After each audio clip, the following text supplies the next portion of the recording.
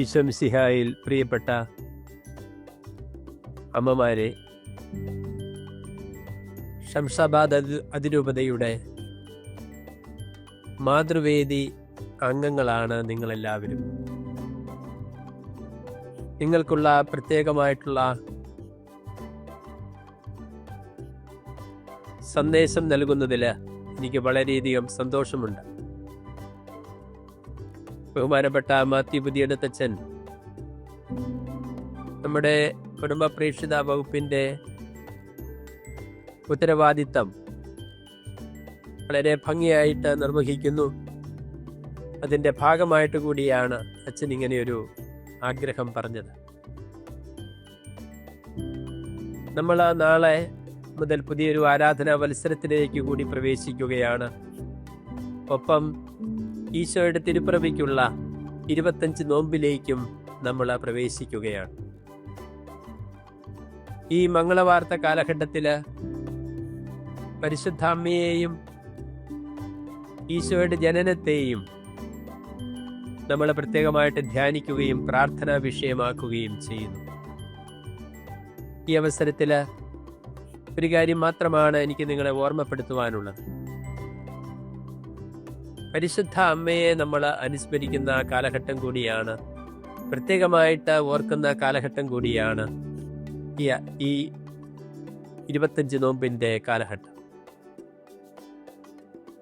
മാലാഖ പരിശുദ്ധ അമ്മയെ സംബോധന ചെയ്യുന്നത് ദൈവകൃപ നിറഞ്ഞവൾ എന്നാണ്. ഈ ദൈവകൃപ നിറഞ്ഞവളാണ് ദൈവത്തിൻ്റെ പുത്രനെ സ്വീകരിക്കുവാനായിട്ട് യോഗ്യയായിട്ട് തീർന്നത്. അതുകൊണ്ട് പ്രിയപ്പെട്ട അമ്മമാരോട് ഈ ഒരു കാര്യം മാത്രമാണ് ഞാൻ പറയുന്നത്. ഈ കാലഘട്ടത്തിൽ നമ്മുടെ കുടുംബജീവിതങ്ങളിൽ ധാരാളം പ്രശ്നങ്ങൾ ഉണ്ട്. കുടുംബങ്ങൾ ശിഥിലമായാൽ സമൂഹം തന്നെ നമുക്ക് ഇല്ലാതാവുകയാണ്. സമൂഹത്തിലെ മൂല്യങ്ങളും സമൂഹത്തിൽ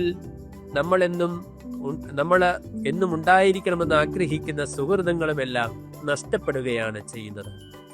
അതുകൊണ്ട് അമ്മമാർ കുടുംബത്തിൽ ദൈവകൃപ നിറഞ്ഞവരായിട്ട് എന്നുമായിരിക്കുമ്പോൾ മാത്രമാണ് നമ്മുടെ കുടുംബങ്ങളെ നമുക്ക് വിശുദ്ധിയിൽ കാത്തു സൂക്ഷിക്കുവാൻ സാധിക്കുക, കുഞ്ഞുങ്ങളെ ദൈവകൃപയിൽ വളർത്തുവാനായിട്ട് സാധിക്കുക, കുടുംബത്തിൻ്റെ കുടുംബ ബന്ധങ്ങൾ ഏറ്റവും ഭദ്രമായിട്ട് കാത്തു സൂക്ഷിക്കുവാനായിട്ട് സാധിക്കുക. അതുകൊണ്ട് ഈ 25 നോമ്പിന് തീർച്ചയായിട്ടും അമ്മമാരെല്ലാം നോമ്പെടുത്ത് പ്രാർത്ഥിച്ച് എല്ലാം ഒരുങ്ങുമെന്ന് ഞങ്ങളുടെ അനുഭവമാണ്.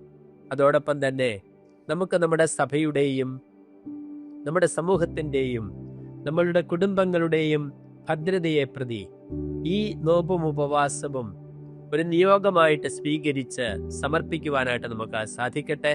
നമ്മുടെ മാതൃസഭയായ സീറോ മലബാർ സഭയ്ക്ക് വേണ്ടിയും പ്രത്യേകമായിട്ട് പ്രാർത്ഥിക്കുവാൻ, സീറോ മലബാർ സഭയുടെ എല്ലാവിധത്തിലുള്ള കൂട്ടായ്മയ്ക്കും ഐക്യത്തിനും ആ സഭയും ദൈവത്തിൻ്റെ കൃപയുടെ ഒരു സ്വീകർത്താവും കൈമാറ്റക്കാരിയുമായിട്ട് എന്നുമായിരിക്കുന്നതിന് വേണ്ടിയും നമുക്ക് പ്രത്യേകമായിട്ട് പ്രാർത്ഥിക്കാം.